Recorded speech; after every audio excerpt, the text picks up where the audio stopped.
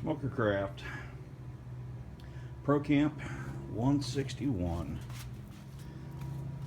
That says 1620 on the side of the boat. You talk to Smoker Craft, they'll tell you 161 and 1620 are the same thing. Well, this is what I got. I can't use it right now. The reason why I can't use it is because I blew out a disc in my back. But maybe I figure I can tell you guys a little bit about it, and maybe if you're curious about these boats, and maybe I can answer some of your questions. Well, to start with, it's 16.5 feet long, 74-inch beam. I use this one for salt water and fresh water. And we'll go around the outside and I'll talk about it a little bit. With 2 people in the boat.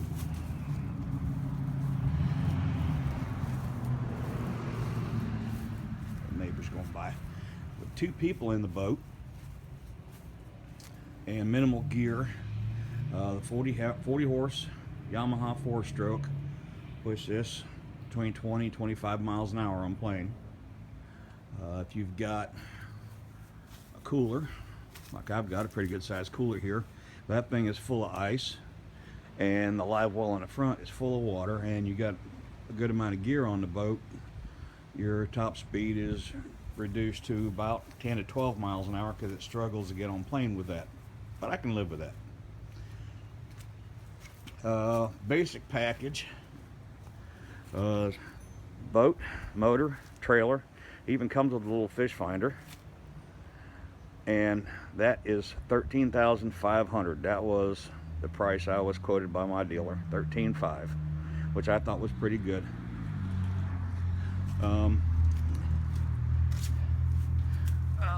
Give a little closer look at the transom. I know there's a lot of videos you can't tell a whole lot because they just want to show the boat running around and that kind of stuff. That silver stripe on the side of the boat is about where the water line is when you're sitting, so this thing doesn't take a whole lot of depth to run. Very stable boat too, especially when you start dealing with the choppy water.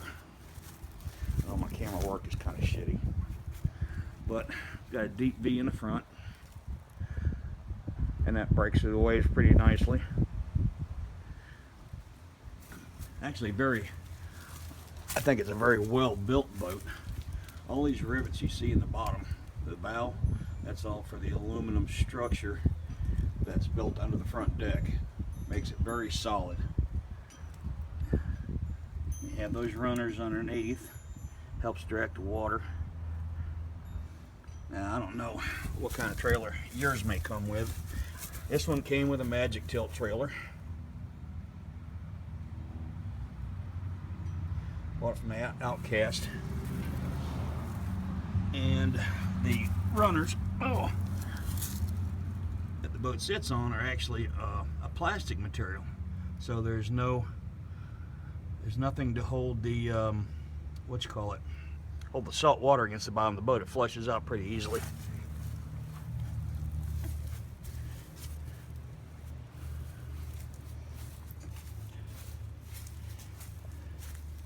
Yeah, I got some leaves in here from it sitting for a few weeks. But Humminbird Piranha Max 4, that's what it came with. I didn't have to pay anything extra for that. The dashboard is kind of sparse. I don't mind. I don't need a whole bunch of gauges.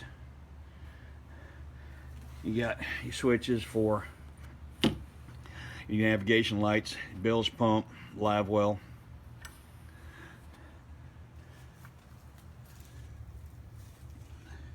The only thing I really don't care for is that portable tank. It's a 6-gallon tank, 4 or 5 trips out fishing, and that tank still has fuel in it. So I've topped it off a couple times, but very good on fuel. When you're trailering the boat, that tends to want to bounce around and slide out of that little cubby hole that it sits in, so I may have to come up with some kind of straps or something for that to help hold it in there. That's a minor deal.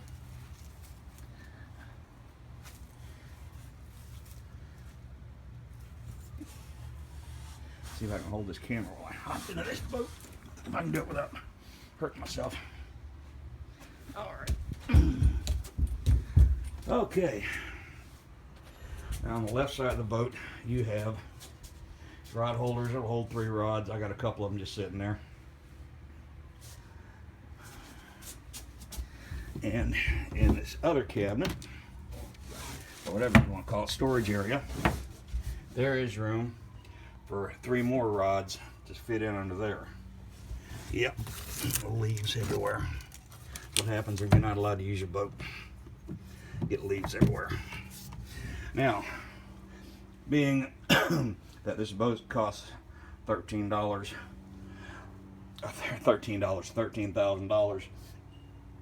the fit and finish on everything is not going to be what you're going to see in a $30,000 or $40,000 boat. But it's a very solid little boat. Does exactly what I need it to do. There's more storage area on the right side of the boat. It's where I keep the horn and fire extinguisher there. The battery fits right up under there, and I've got a throwable life preserver there. Move this cooler out of my way. Open up live well. This is actually a good size live well.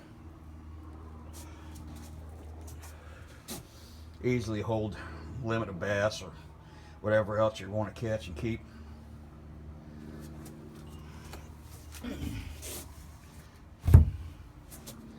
It kind of lifts up just a little bit on the one side. That's part of that fit and finish thing I was talking about. That don't bother me much. The very front deck is perfect for mounting a trolling motor on. I've got a Minn Kota Riptide on there. Pulls this boat around no problem. Now underneath the front storage area, you actually have quite a bit of room. There's a battery for the trolling motor and the charger for it up under there. Got plenty of room up under the front. Anchor. Give you a look under there. That's the back side of that live well. Now in these places that are walled off with these aluminum panels, there is actually white styrofoam in there. Is that in the back? It helps make things more solid and more quiet, so you don't have that beer can noise and water splashing against the boat that you get with some other boats.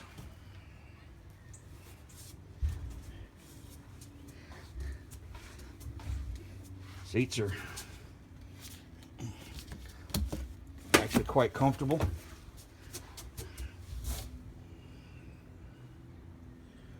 I had a few things installed in addition on this boat. A bimini top put in because I'm too old to bake in the sun. I had the trolling motor mounted on the front,